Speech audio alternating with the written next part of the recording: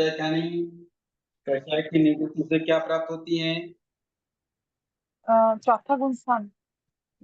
हम्म, चौथा गुण स्थान। चौथा अप्रत्याख्यानी कषाय का उपशमन होगा या क्षय होगा या क्षोभम होगा तो क्या प्राप्त होगा? कौन सा गुण स्थान? श्रावक का गुण स्थान। हाँ, प्रत्याख्यानी कषाय का क्षोभम होगा तो कौन सा गुण स्थान मिलेगा?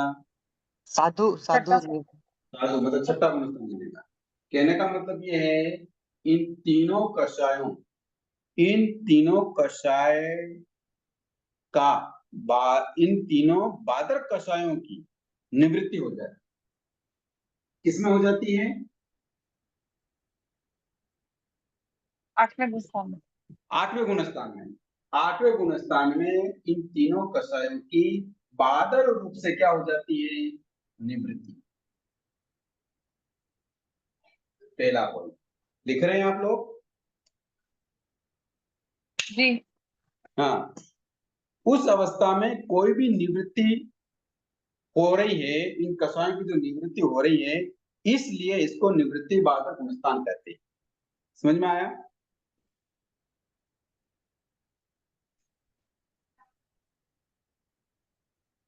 समझ में आया? जी जी गुरु जी।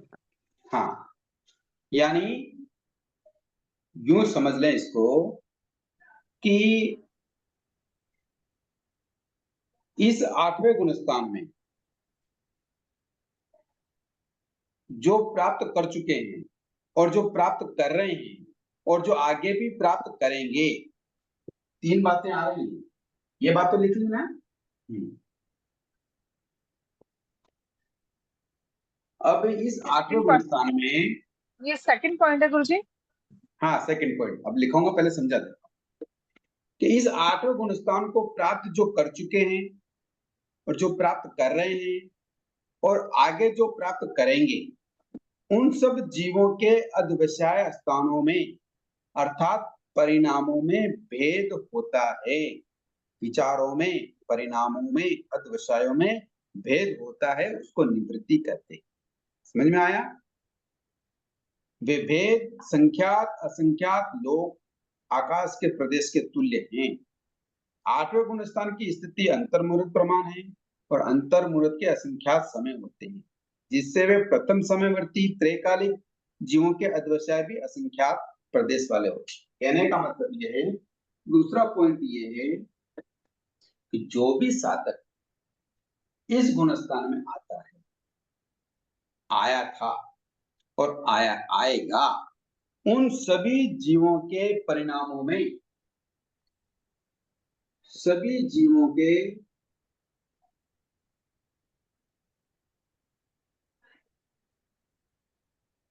अध्यवसाय कह दो या परिणाम कह दो, अध्यवसाय,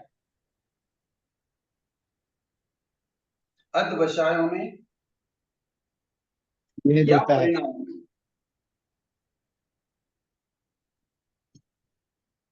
भेद होता है। हाँ, भेद होता है, इसीलिए इसको क्या कहते हैं? निवृत्ति कहते हैं। समझ में आया बात? एक बार समझ मुझे में आया? निवृत्ति का मतलब क्या निवृत्ति का बताया मतलब था होता है आपने? भेद, भेद डिफरेंट। जी। और बादल का? बादर का मतलब होता है मोटे रूप में। जी। निवृत्ति का मतलब एक पैटर्न तो बताया था आपको पहले पॉइंट में कि अनंतानुबंधी, अप्रत्याख्यानी और प्रत्याख्यानी कषाय का, बादर कषायों का, उन बादर कषायों का क्या हो जाना? निवृत्त हो जाना। मतलब जी। जो जीव इन तीनों कषायों से निवृत्त हो जाता है, इसलिए उसको निवृत्त कहते हैं या उसको निवृत्त बादर गुणस्थान कहते हैं। दूसरा बता रहे हैं कि ऐसे जो सभी जीव हैं जिन्होंने अनंतानुबंधी, अप्रत्याख्यानी और प्रत्याख्यानी कषाय मतलब बादर कषाय से निवृत्त हो गए हैं, ऐसे जीव जब इस गुणस्थान में आते हैं, उन सभी जीवों के अध्यवसायों में या परिणामों में भेद होता है। समझ में आ रही बात? जी। वे भेद वे भेद कितना हो सकता है, उनके परिणामों में भेद कितना हो सकता है? संख्यात असंख्यात भी। असंख्यात, हाँ, संख्यात असंख्यात आकाश प्रदेशों के जितना क्या हो सकता है, भेद हो सकता है, संख्यात या असंख्यात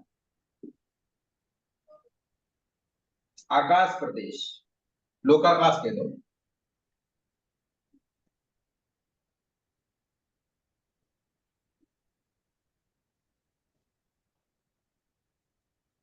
ठीक है, लोकाकाश जितने, तुल्य, लोकाकाश तुल्य।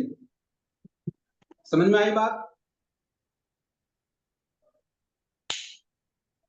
इसको कैसे समझ में आई? समझेंगे? संख्यात असंख्यात मतलब भेद को कैसे नापेंगे? संख्यात असंख्यात लोकाकाश। ये भगवान बता रहे हैं, ये तो अब यही तो कह रहे हैं आगम का, तो भाई उसने जो अध्वसाएं हैं, जो साधक 8वें गुणस्थान में आया है, आता आ गया है और आएगा, मतलब भूत भविष्य वर्तमान जितने भी हाँ।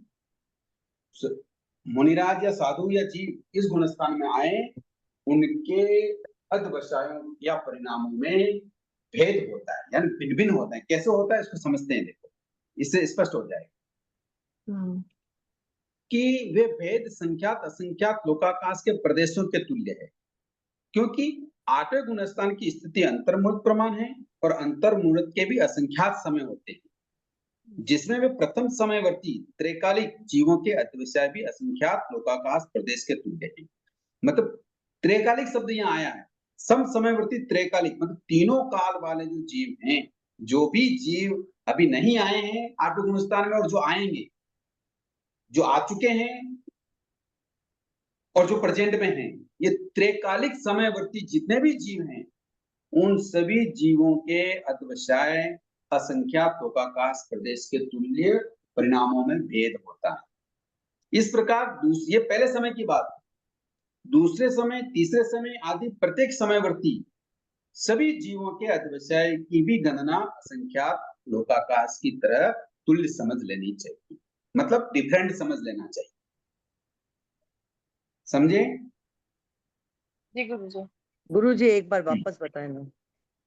देखिए, आप सरल भाषा में समझिए, यहाँ क्या थोड़ी क्लिष्ट भाषा आ जाती है, क्योंकि जैसे जैसे ऊपर चलेंगे वैसे वैसे आगमिक शब्द थोड़े कठिन हो जाते हैं।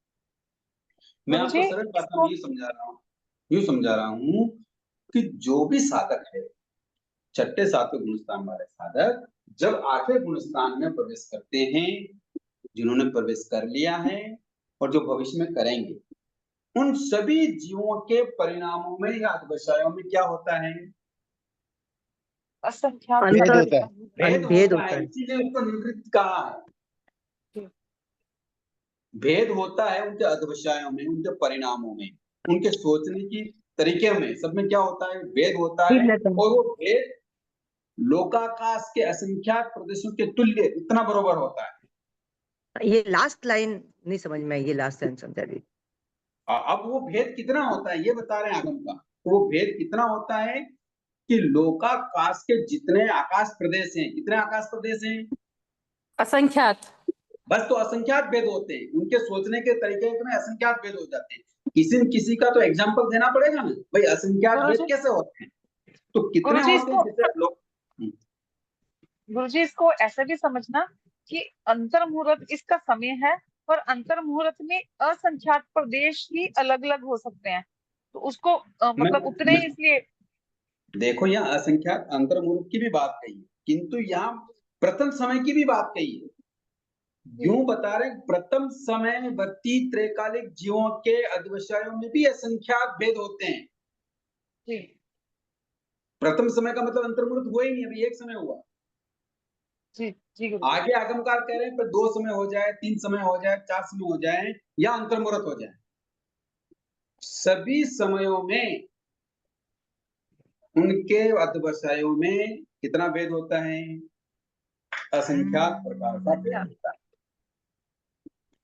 एक मिनट है।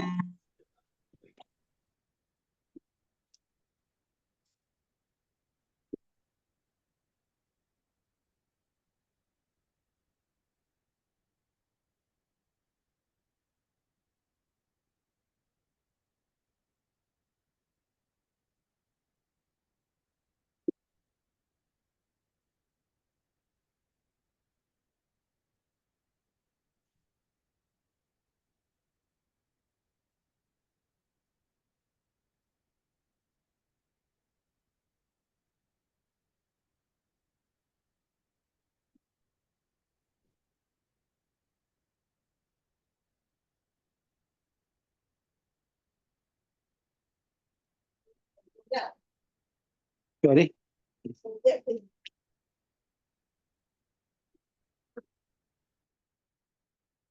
रुचि जी, हेलो, जय रुचि जिनेन्द्र। जी, वो आवाज नहीं फर्स्ट आ रही है। पॉइंट।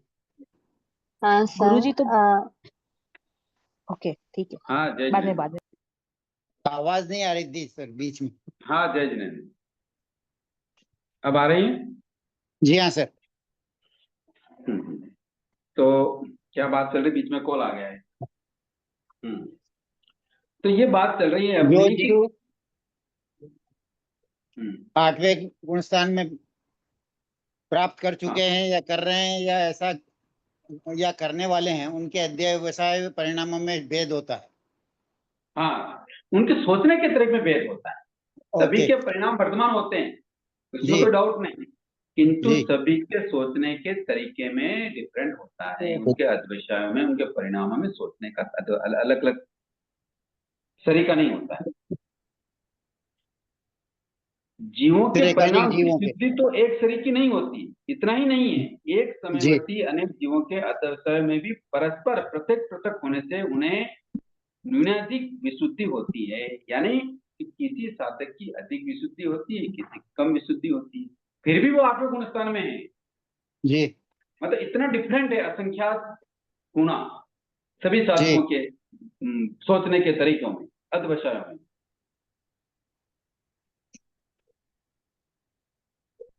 समझ में आया? मतलब विशुद्धि के लेवल में बहुत डिफरेंस होते हुए भी वो 8वें गुणस्थान में होते हैं। हाँ, सभी 8वें गुणस्थान में है। जी जैसे मान लो एक क्लास में 100 स्टूडेंट्स हैं, जी सभी स्टूडेंट पिछली कक्षा पास करके आए कि नहीं आए, जी हाँ। किंतु उसी क्लास में सभी स्टूडेंट्स एक जैसे नंबर वाले होते हैं क्या? नहीं होते। डिफरेंट होता है, फिर भी होते उसी क्लास के होते कि नहीं होते? जी ऐसा अब समझ में आया? जी हाँ। हाँ जी, अब क्लियर हो गया। हम्म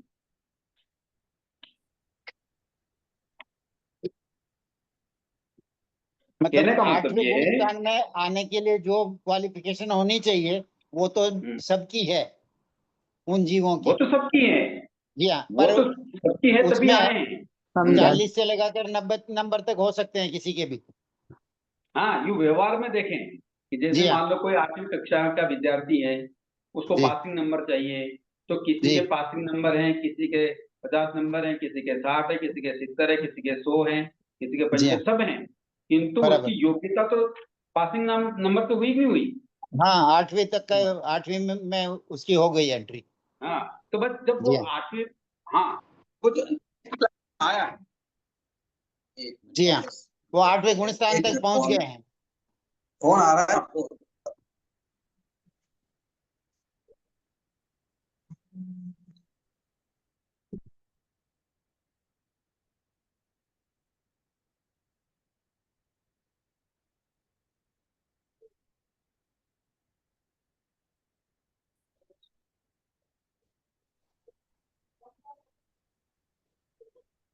भाई साहब कॉल पे हैं। ओके रुचि जी वो फर्स्ट पॉइंट क्या है, मैंने लेट ज्वाइन किया था, थोड़ा ऐसे ही डिटेल में या तो फिर छोटा सा कुछ बोल दी आज का। आगे छोड़ो, आगे आगे। हाँ, जय जिनेन्द्र। हाँ, कौन है, रुचि जी? जी भाई साहब। हाँ, ये 2 मिनट आप लीजिए, मेरे को एक काम करना है, या कोई बाहर से आ रहा है तो उनके लिए थोड़ी व्यवस्था करनी है। मैं 2 मिनट में वापस ऐड हो। जी जी।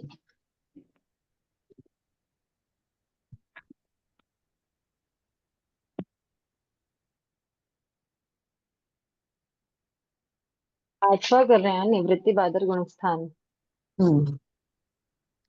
पॉइंट एक्चुअली मैंने तो नोट किया नहीं है, किसी ने नोट किया हो तो। वैसे मैंने जो समझा है तो वो यही है कि समसमयवर्ती त्रैकालिक जीवों में इसमें भिन्नता होती है। जैसे भाई साहब ने जो अभी समझाया ना, उसी को उन्होंने पॉइंट में लिखवाया था। फर्स्ट पॉइंट उन्होंने बोर्ड में नोट भी नहीं किया था, संभावना। मैं भी थोड़ा ओके सा ओके, लेट आई थी। वो कल अच्छा का था अच्छा। क्या? नहीं दीदी, नहीं आज का आज ही आवाज अनंतानुबंधी, अप्रत्याख्यानी, प्रत्याख्यानी, इन बाधक कषायों से मुक्त हो जाती है, मतलब ये गुणस्थान वाले बाधक कषायों से मुक्त हो जाते हैं, इसलिए तो उनको ही इसे निवृत्त निवृत्ति कहते बाधक हैं। गुणस्थान, जी। निवृत्ति मतलब भेद, तो बाधक कषायों हम्म। से मुक्त हो जाते हैं तो ही इसे निवृत्ति गुणस्थान कहते हैं। हम्म। सेकंड पॉइंट जो अभी गुरुजी ने डिस्कस किया, ये सेकंड पॉइंट था।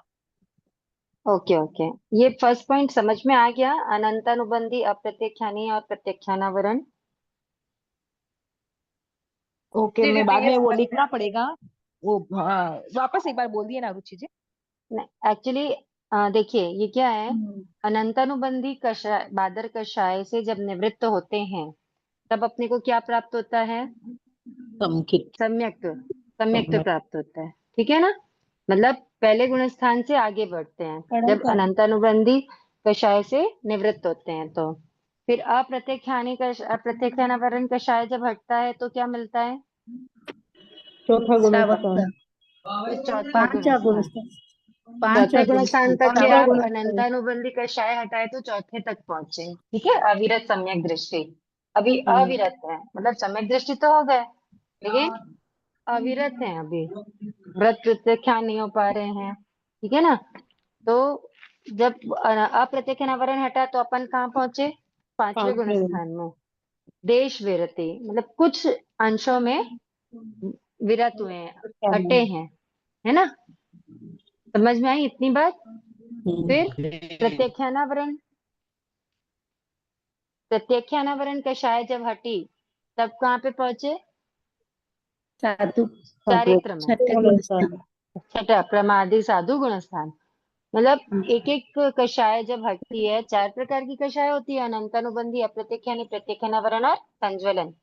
तो एक एक कषाय हटते जाती है तो एक एक स्टेप अपना आगे बढ़ते जाता है। तो जब ये निवृत्ति बादर गुणस्थान में आए हैं तो मतलब अनंतानुबंधी, अप्रत्यक्षानी और प्रत्यक्षानावरण बादर कषाय से निवृत्त हो गए, हट गई है। ये तीनों बादर कषाय हटी। समझ में आई ये बात? ठीक है ना। ये तो क्लास चालू कब से हुई? क्लास तो 22 तारीख से चालू हो चुकी है, 22 अप्रैल से। अल्लाह, हमें तो पता ही नहीं, लिंक ही आज आया हमारे पास।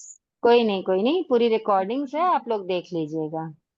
ठीक बहुत है अच्छी मैम। क्लासेस चल रही है ना। दीदी हाँ। देखो, हाँ दीदी प्रत्यक्षानी कषाय तब कम हटी जब प्रमत्त और अप्रमत्त अवस्था आई। प्रमत्त जब और चारित्र, अप्रमत्त दोनों, चारित्र मतलब प्रत्यक्षानावरण कषाय हटी मतलब चारित्र अंगीकार करना, मतलब साधुपना जब आना। वो सातवां गुण स्थान होता है ना अप्रमत्त, जिसे साधुपना छठा, लेते हुए गुरुजी ने कहा था कि जब कोई हाँ दीक्षा लेता है तो पहले सातवां गुण स्थान होता है, उसके बाद छठा सातवां छठा होता है, दीक्षा लेते हुए सातवां गुण स्थान होता है।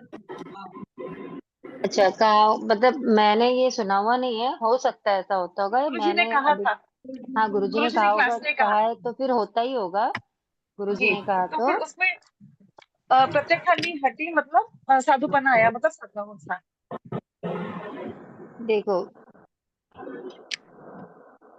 क्या होता है, प्रत्यक्षानावरण कषाय का जब उदय नहीं होता है तो जीव क्या होता है, पापजनक क्रियाओं से निवृत्त हो जाता है। लेकिन अगर प्रमाद करता है तो उसको प्रमत्त संयत कहते हैं, और प्रमाद नहीं करता है तो फिर वो अप्रमत्त संयत होता है। जी, एकदम सिंपल सी बात है। प्रमादी मतलब प्रमत्त संयत मतलब प्रमादी, और इसमें छठा अप्रमत्त सातवां संयत दोनों, मतलब इसमें छठा अप्रमादी। सातवां दोनों समझना। हाँ, दोनों है, दोनों समझना है इसमें। जी ठीक है, दीदी। ठीक है। अभी अपन चलते हैं निवृत्ति गुण, निवृत्ति बादल। मतलब देखो अप्रमत्त गुण स्थान में तो आपके पूरे ही आ जाएंगे, 7वें से ऊपर 14वें के तक के सारे, सभी अप्रमत्ती हैं। हाँ, जी 7वें के बाद से तो सारे ही अप्रमत्त हैं। छठा गुण स्थान ही है केवल प्रमत्त का, मतलब प्रमादी का। जी जी। तो अब साधुपने में तो छठा भी लेंगे ना दीदी साथ में? हाँ, साधुपने में तो छठा भी है, जी तो अंतर्मुहूर्त का ही तो समय होता है। साधुपने में तो छठा भी आता है और 7वां भी आता, मतलब छठे से पूरा साधुपने में ही आता है।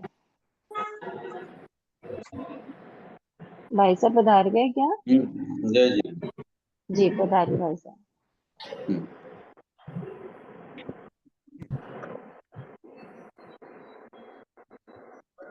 देखो इसमें ऐसा है कि सभी साधकों की अधवशय में क्या होती है, शुद्धि होती है, किंतु तो आवाज आ रही है, थोड़ा ठीक करो।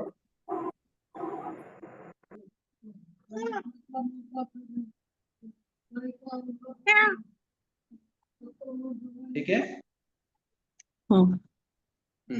यानी जिन साधकों की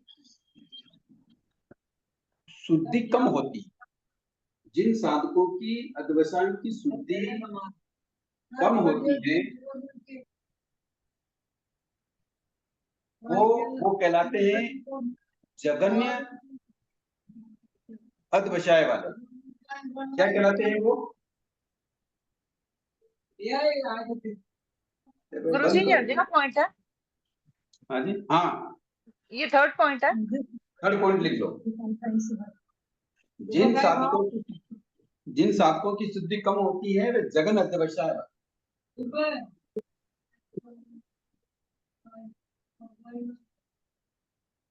और जिन साधकों की शुद्धि अधिक होती है या कह दें उत्कृष्ट होती है, अधिक होती है, इसकी अपेक्षा से शुद्धि जिनकी अधिक होती है, सही म्यूट करो भाई, म्यूट करो। भाई साहब एक सेकेंड, आराध्या भंडारी कौन है? वो अभी होस्ट हैं, वो मंजू सिंह जी को म्यूट कर देना, उनके बैकग्राउंड से आवाज आ रही है। आराध्या भंडारी जी, आप मेरी बात आवाज सुन रहे हैं?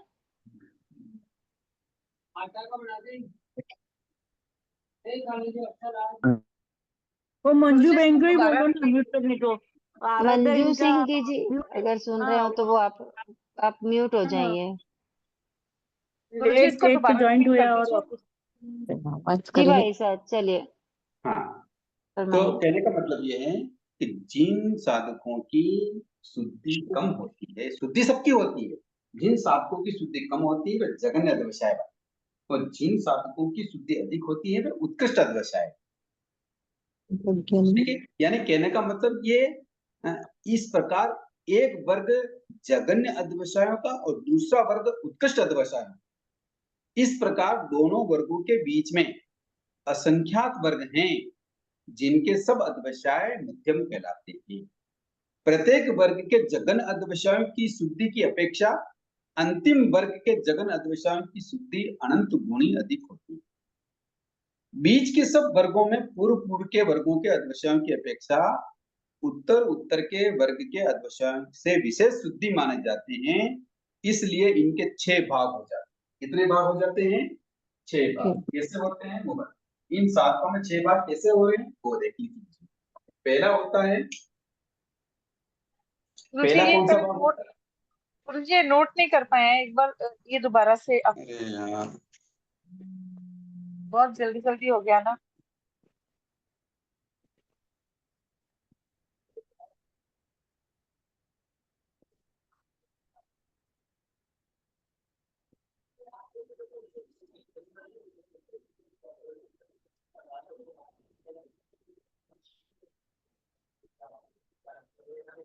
शायद वापस कॉल आ गया है भाई साहब का। दीदी ये एक बार आप बता देंगे, जिन साधकों की शुद्धि कम होती है वह जगन्य अध्यवसाय वाले होते हैं, जिनकी शुद्धि अधिक होती है वो उत्कृष्ट अध्यवसाय वाले होते हैं। इसके बाद इस तरह इन दो वर्गों में वो सेंटेंस बहुत ये लंबा। दो वर्गों के बीच में असंख्यात वर्ग हैं।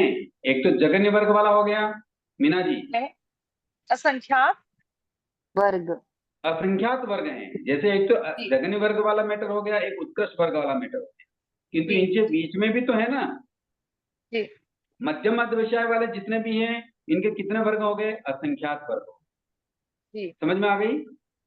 जी जी जी गुरु जी। प्रत्येक वर्ग के जगन्य अध्यवसायों की शुद्धि की अपेक्षा, सुनना ध्यान से, प्रत्येक वर्ग के जगन्य अध्यवसायों की शुद्धि की अपेक्षा अंतिम वर्ग के जगन्य अध्यवसायों की शुद्धि अनंत गुणी होती है। समझ गए?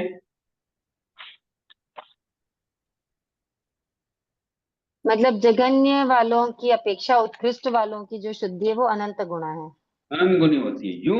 यूं तो सब में डिफरेंट कितना होता है, सभी वर्गों में डिफरेंट कितना होता है, असंख्यात असंख्यात। अध्यवसायों का। हाँ, किंतु उसमें भी जो जघन्य अध्यवसाय वाले हैं उनकी तुलना में जो अंतिम वर्ग वाले हैं उनके अध्यवसायों की तुलना करेंगे तो अनंत गुनी विशुद्धि होती है। अब वो जी। विशुद्धि कैसे होती है, उनके 6 विभाग हो गए। कितने विभाग हो गए? 6 छह। विभाग। तो 6 विभाग कैसे होंगे वो समझ लो। पहला विभाग है अनंत भाग अधिक शुद्ध। पहला विभाग कौन सा हो गया? अनंत भाग शुद्ध।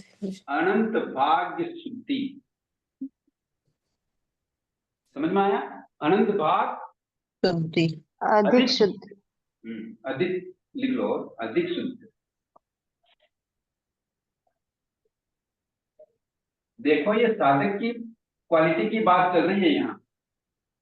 सभी आपके गुण स्थान में है किंतु फिर भी डिफरेंस कितना आ रहा है वो देखिए। ये देखो लेवल बहुत ऊंचा है और अपन गुणस्थान कर रहे हैं इसलिए मैं डीपली समझा रहा हूँ आपको। दूसरा हो जाएगा असंख्यात भाग अधिक। दूसरा कितना हो गया? असंख्यात। असंख्यात भाग अधिक। आप नोट कर लें, असंख्यात भाग अधिक शुद्ध है। तीसरा हो जाएगा, तीसरा है संख्यात भाग अधिक।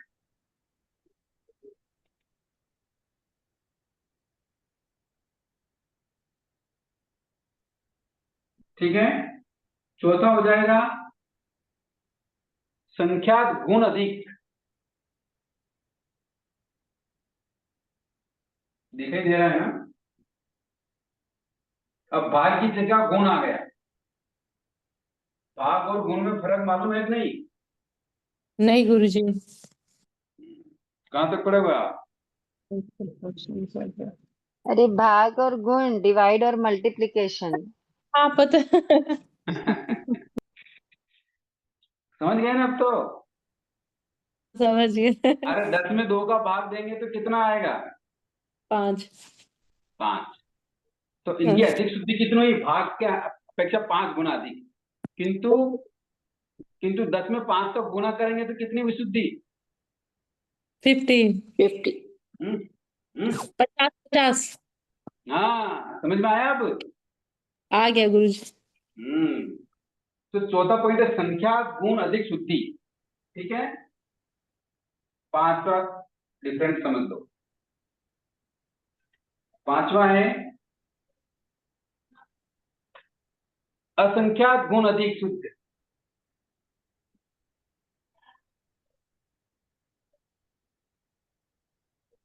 असंख्यात गुण अधिक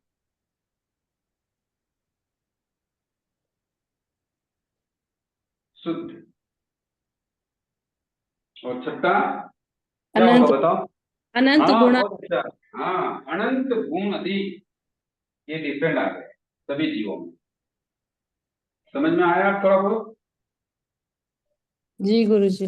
गुरुजी एक बार 4th पॉइंट वापस।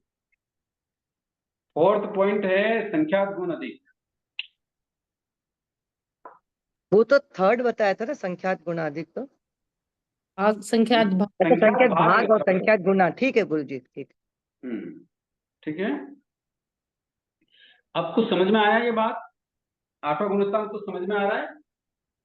देखो यूं अगर जी, थोकड़े गुरुजी, की समझ आ किताब में रहा है। देखेंगे तो आपको कुछ ज्यादा बताएंगे नहीं, वहां थोड़ा सा बता रखा है, मैं बता देता हूँ। कहाँ है थोकड़े की? चलो अभी कहीं रख दी मैंने। किंतु यहाँ मैंने आपको थोड़ा डीपली समझा दिया कि बार बार एक ही बात को क्या समझाए, थोड़ा अच्छा से समझाए। तो आठवें निवृत्ति बाधक गुणस्थान के जो शुद्धि के जो विभाग हैं ये 6 विभाग हो जाते हैं। समझ में आ गई बात?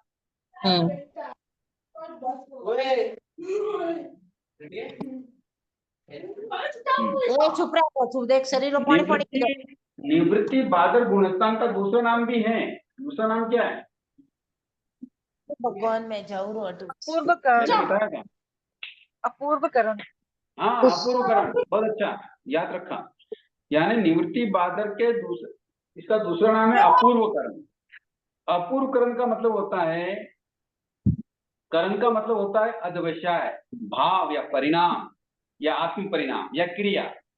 मतलब इस गुणस्थान में जो परिणाम है, जो क्रिया है, जो भाव है या जो आत्म परिणाम है, ये सब अपूर्व है। मतलब पहले कभी ऐसे परिणाम आत्मा में नहीं आए, इसलिए इसको अपूर्व गुणस्थान भी कहते हैं। समझ में आया? गुरुजी, अपूर्व का क्या मतलब बताया था? पहले कभी नहीं हुआ हो, जी।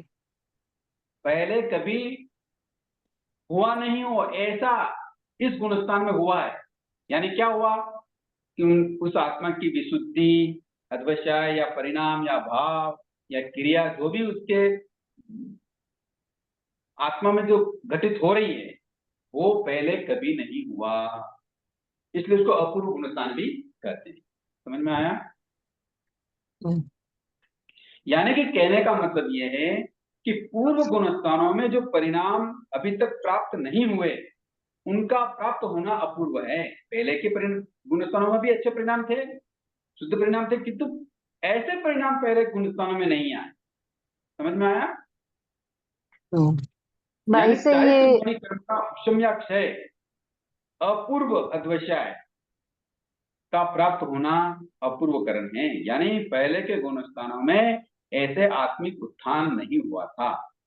अर्थात चारित्र मौनी कर्म का उपशमन या क्षय की तैयारी की इतनी प्रबल भूमिका, यानी सम्यक दृष्टि अवस्था से लगाकर अब तक जो गुणस्थानों में जो अवस्था थी, उससे बहुत ही बेटर असंख्यात गुणी शुद्धि हुई, इसलिए इस गुणस्थान को अपूर्व गुणस्थान भी कहते हैं। समझ में आया?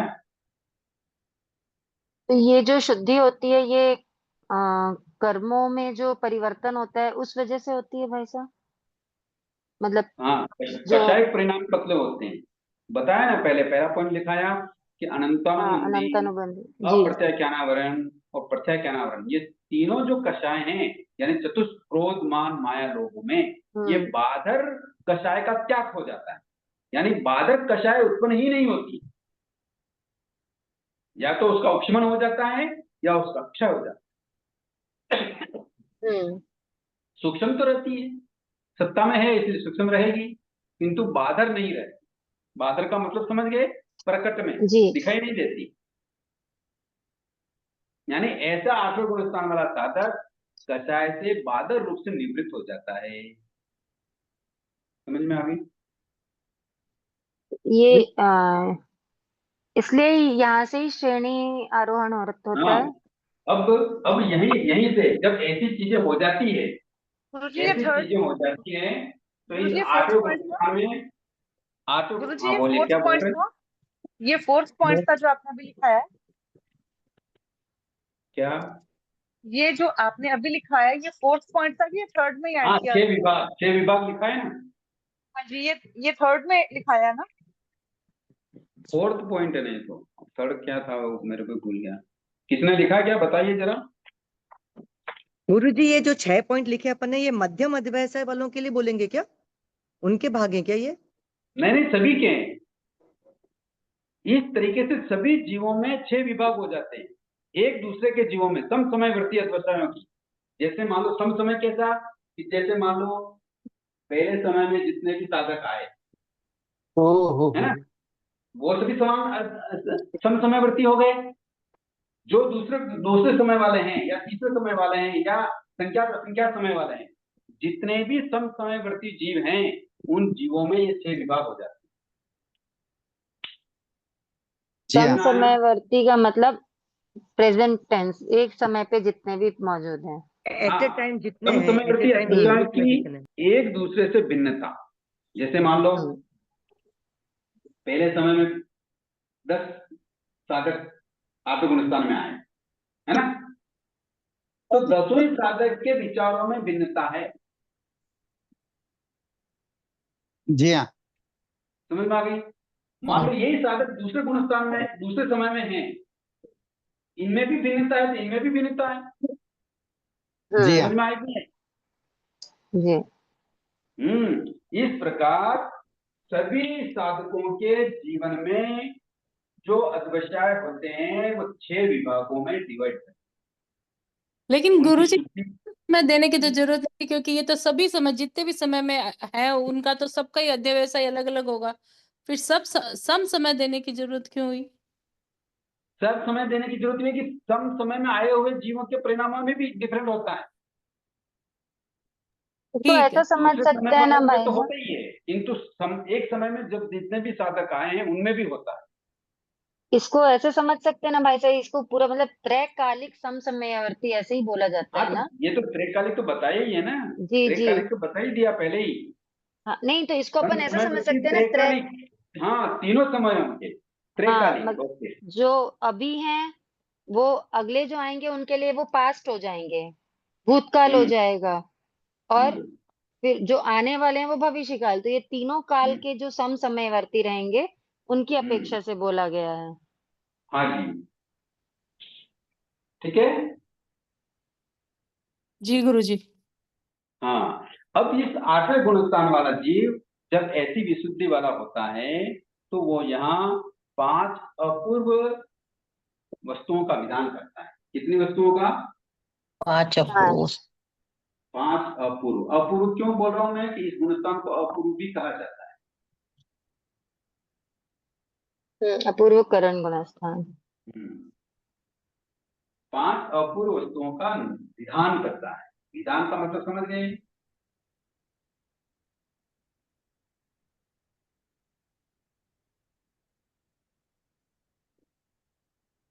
यानी कि वो अब अपने अध्यवसायों से ये 5 बातें यहाँ कंप्लीट करता है। ये 5 बातें को यूं समझ ले प्लेटफॉर्म, मतलब एरोप्लेन के उड़ने के लिए जो क्या होता है, एरोड्रम होता है, क्या होता है उसका, जो चलने वाले को क्या बोलते हैं, रोड को क्या रनवे। बोलते रनवे हैं? रनवे। रनवे। ये 5 बातों से वो रनवे तैयार करता है श्रेणी चढ़ने की। समझ गए हो? 5 बातों में पहली बात है, पहली बात क्या करेगा वो? अपूर्व स्थिति का, सभी के साथ अपूर्व लगेगा क्योंकि इस गुणस्थान का नाम क्या है? अपूर्व। अपूर्व अपूर्व। करण। उसके साथ में अपूर्व लगा देना। अपूर्व स्थिति का, स्थिति का क्या मतलब हुआ? तिथि का घात कर। हाँ, जो जितने कर्म बंधे हुए हैं स्थिति वाले, उन स्थिति को कम करना, उसको स्थिति घात कहते हैं, है ना। दूसरा, जी। दूसरा क्या करेगा? अपूर्व गुण रसघात। रसघात। अपूर्व रसघात, ये बातें पहले शॉर्ट में बताई हुई। 2 हो गई। तीसरी क्या करेगा? अपूर्व गुण गुण श्रेणी। श्रेणी। अपूर्व गुण श्रेणी करेगा।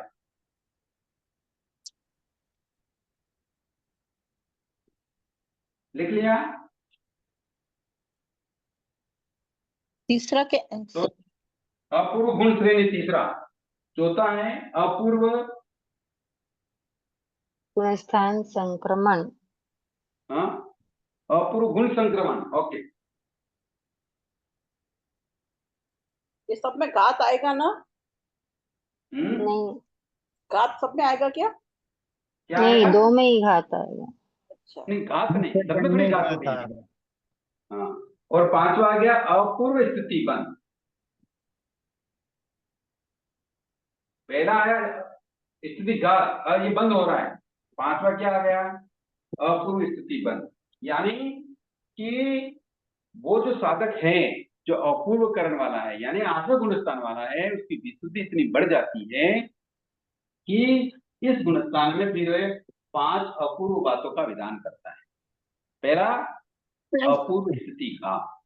अपूर्व स्थिति घात मतलब क्या हुआ कि ज्ञानावरणी आदि जो कर्म हैं, जो दीर्घ काल की स्थिति वाले हैं, उनको अपवर्तनाकरण द्वारा घटाकर अल्प करता है, अल्पतर करता है, या अल्पतम कर देता है।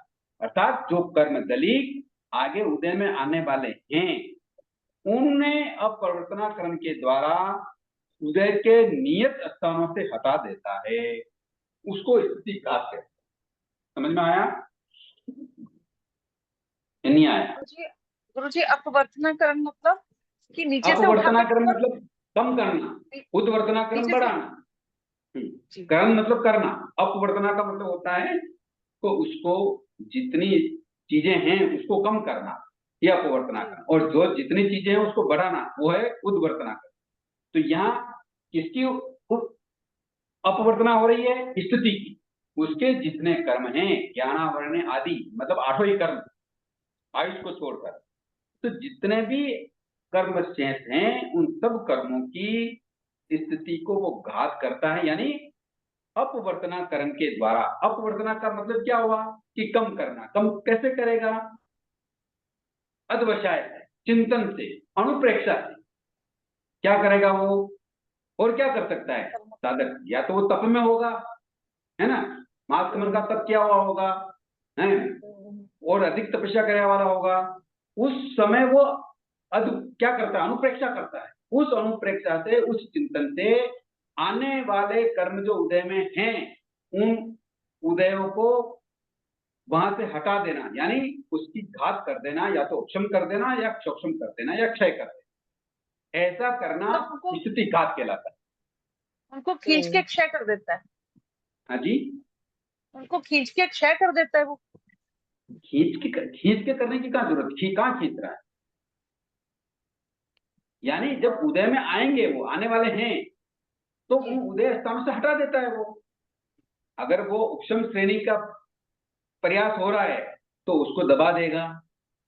शपथ श्रेणी का प्रयास हो रहा है तो उस कर्म को ही क्षय कर देगा। मीना जी, मोना जी, कौन बोल रहे हैं? समझ में आया? जी मोना समझ में आई नहीं आई बात?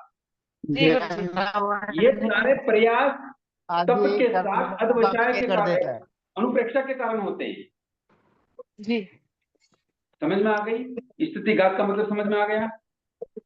सरल भाषा में यही बोलेंगे कि जो कर्म है सत्ता में उनकी स्थिति को कम कर देना। बिल्कुल, कर्मों स्थिति को कम कर देना नहीं, सही कर या देना। स्थिति घात का मतलब उदय में नहीं आने देना।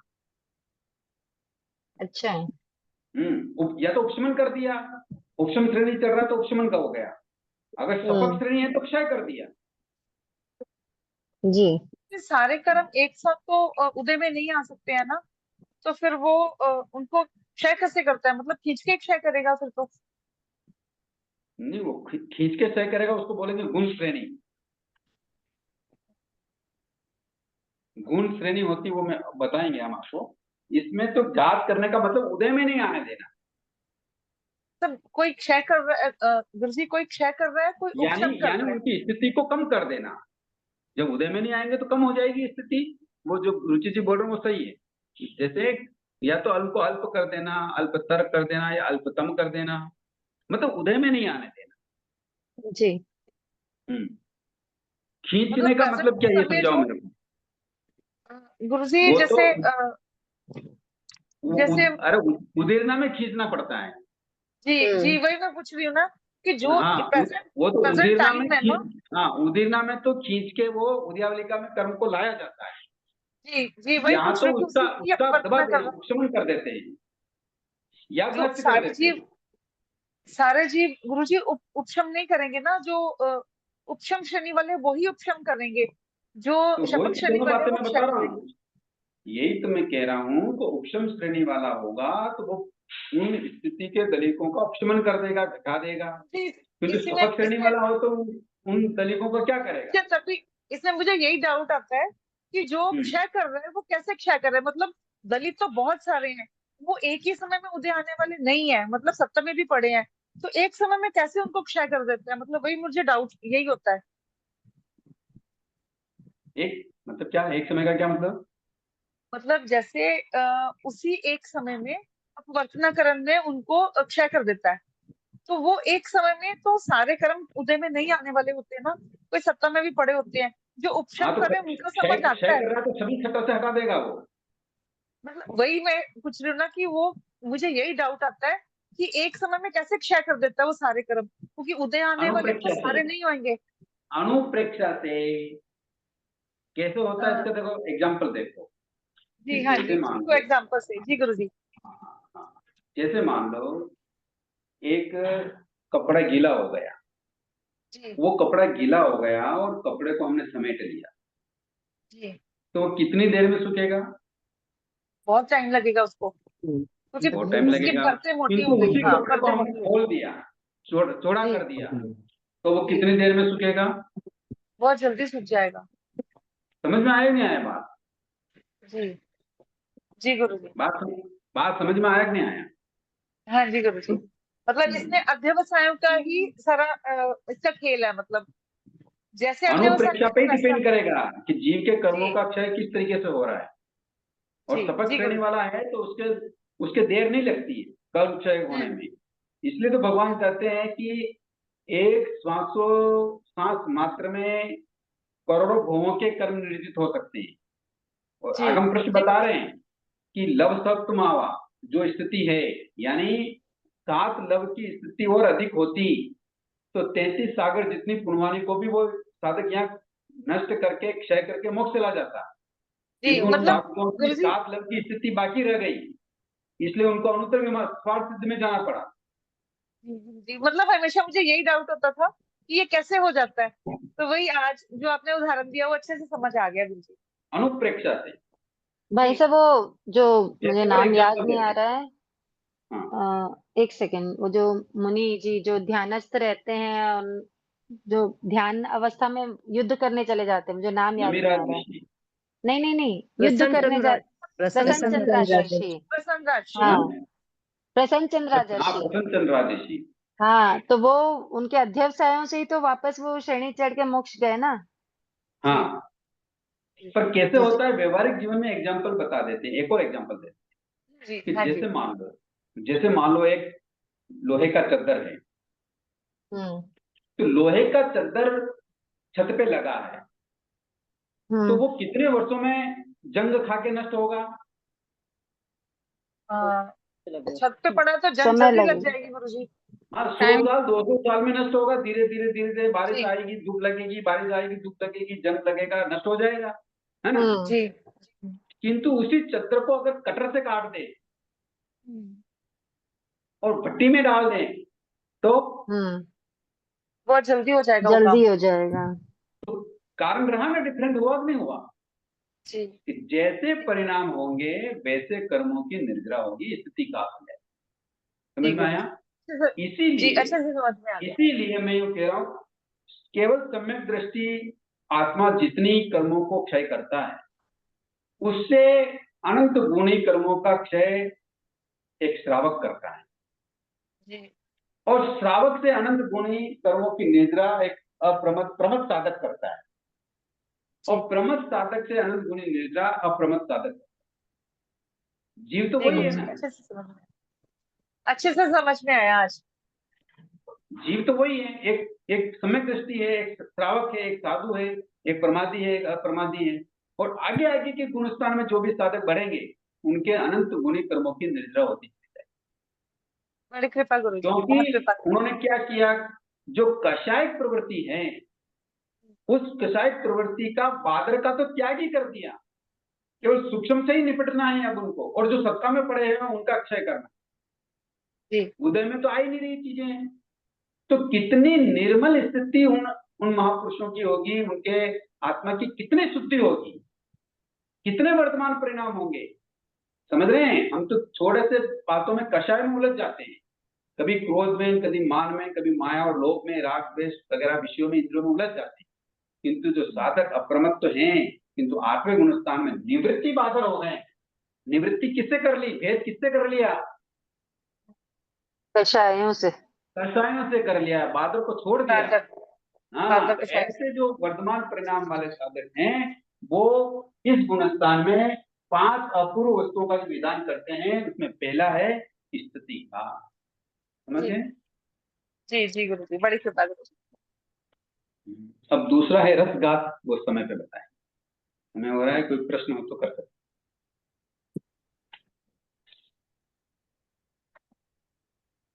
गुरु जी, अभी आप लाइन बोले थे, एक थोड़ा श्वासोश्वास, फ्लो रखना, मैं क्वेश्चन पूछूं। एक साथ में कुछ बोले थे आप, आगे क्या बोले थे?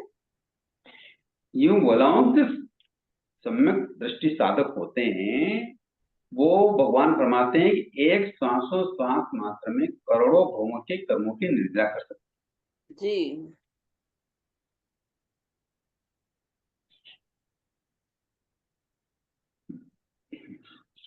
ठीक है? जी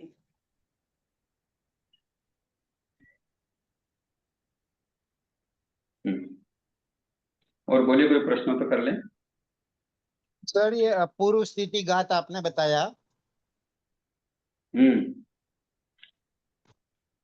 उसमें दो चीज बताई। एक तो ज्ञानावरणीय कर्मों आदि कर्मों का क्षय कर देते हैं वो।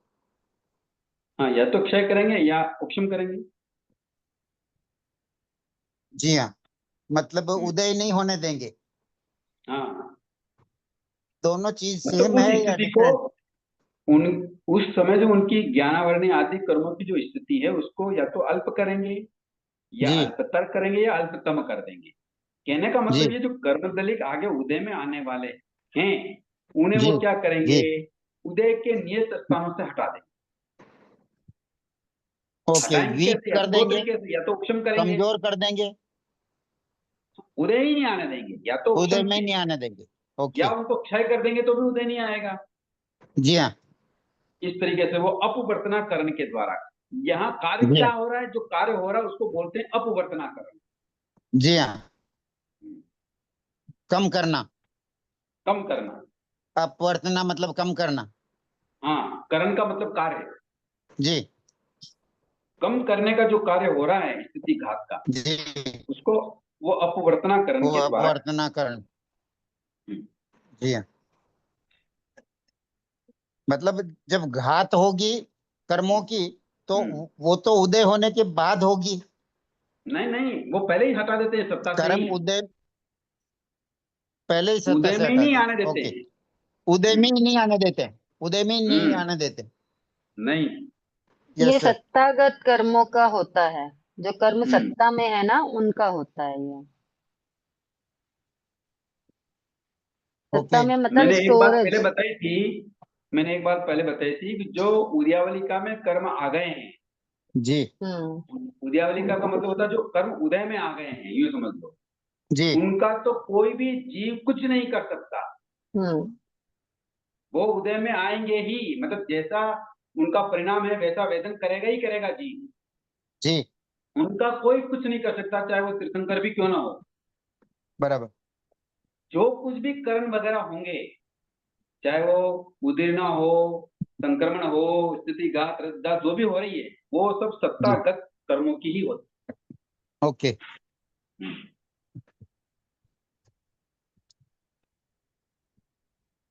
गुरु जी उदय में आने के पहले जो कुछ कर सकते हैं अल्पतम कर सकते हैं, वो अपूर्व स्थितिघात परिस्थिति होती। हाँ, जी हाँ कहने का मतलब गुरु जी ये है कि उदय में आए तो वो आने ही है, उदय में आएंगे उनको अपने को भुगतना ही है, ठीक है। और जो उदय में नहीं आए उनको अपन घात कर सकते हैं। वही कह रहे हैं। वहाँ घात अब सभी की नहीं होती, वो मैंने जब कर्म के प्रकार बताए थे, स्पृश बद्ध निषद निकासित, उसमें बता दिया था कि किन कर्मों का ही होगा, जी जी जी सभी का नहीं हो सकता। मतलब निकासित होंगे तो कुछ नहीं हो सकता, वो तो उदय में आएंगे समय आने पर। हाँ तो जिनका हो रहा है उनकी बात चल रही है यहाँ, ठीक है ना। जी।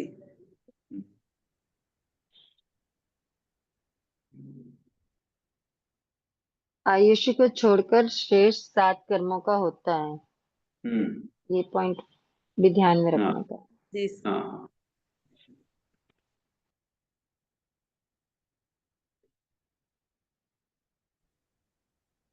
ठीक है, समझ में आ गई बातें।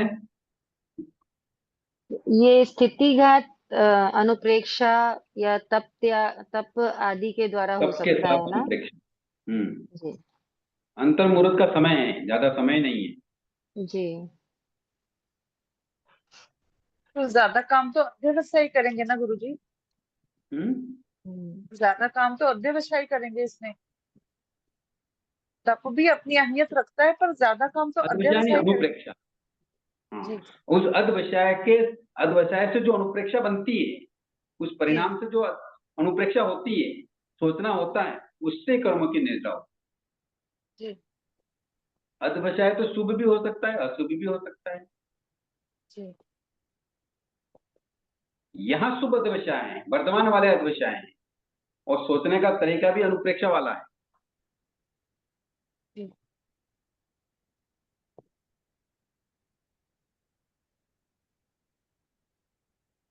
अनु मतलब छोटा, प्रेक्षा मतलब देखना, यानी छोटी से छोटी चीजों को भी देख के उसके ऊपर चिंतन करना, मनन करना।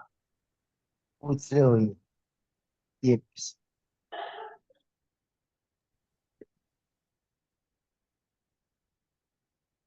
हम्म।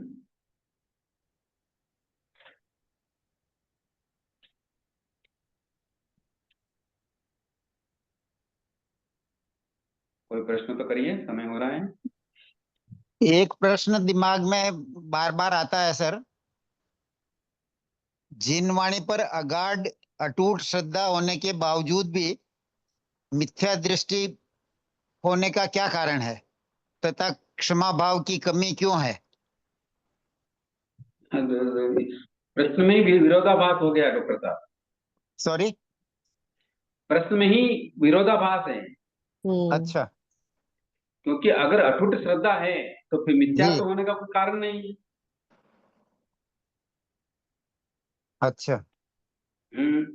अगर श्रद्धा ही हो गई है तो जी फिर वो अटूट शब्द यूज कर रहे हैं आप, जी तो फिर जी तो मिथ्यात्व का तो कोई कारण ही नहीं है। अगर और वो अन्यथा सोचता है, जी भगवान की वाणी से विपरीत सोचता है, तो फिर श्रद्धा जी नहीं है, श्रद्धा में कमी है। नहीं, श्रद्धा तो है, श्रद्धा में हम्म? कमी तो नहीं है, लेकिन क्या ये क्षमा भाव की कमी के कारण तो क्षमा भाव क्यों नहीं आए, यही तो मैं कह रहा हूं ना। जी साधक ने भगवान की वाणी को ढंग से समझा नहीं, जी तो श्रद्धा पूरी हुई नहीं, तो इसीलिए तो क्षमा के भाव नहीं आए। अगर भगवान ओके की वाणी पे श्रद्धा होती तो क्षमा जी भाव नहीं आने का तो कोई कारण ही नहीं। हाँ, अब ये डिफरेंट ओके हो सकता है जी कि चौथे गुण स्थान वाला जो जीव है वो उस जी तरीके से सोचता है, जी पांचवें गुण स्थान वाला जीव, छठे गुण स्थान वाला जीव, आगे आगे के गुण स्थानों वाला जीव गहरा सोचता है, उसके अनुपालना गहरी करता है, जी ऐसा।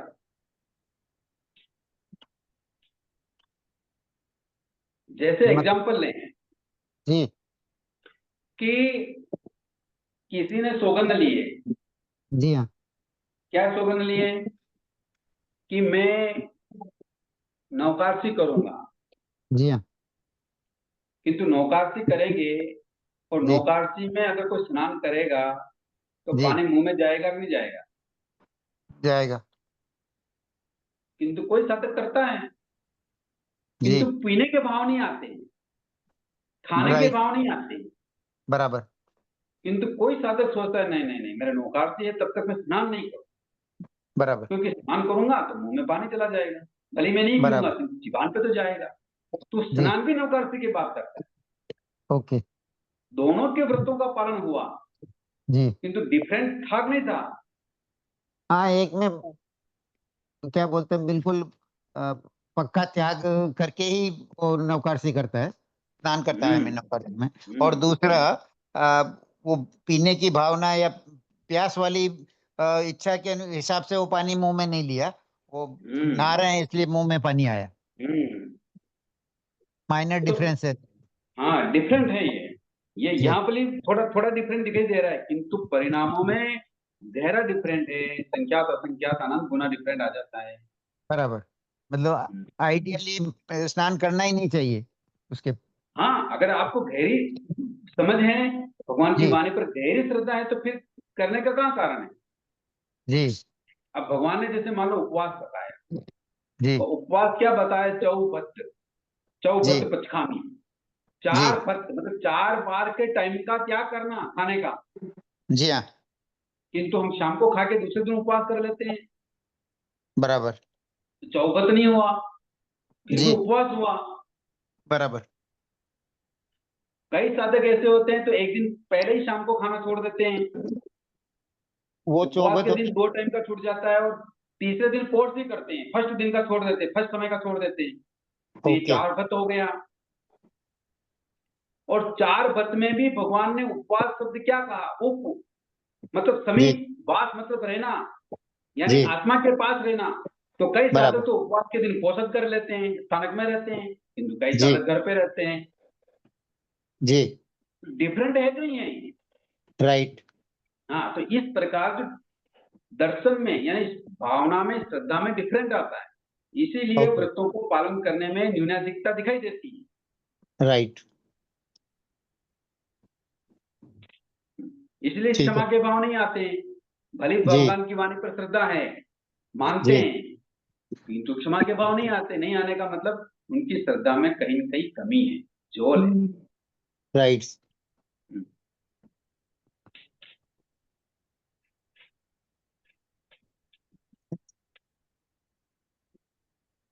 ठीक है। बहुत बहुत आभार सर। बहुत बहुत जय जिनेन्द्र, आभार, क्षमा याचना। जय बहुत जिनेन्द्र कृपा सर। करी गुरु जी, बहुत कृपा। बहुत बहुत आभार साहब। जय जिनेन्द्र, महती कृपा की साथ बहुत बहुत जय आभार। धन्यवाद सर। जय जिनेन्द्र।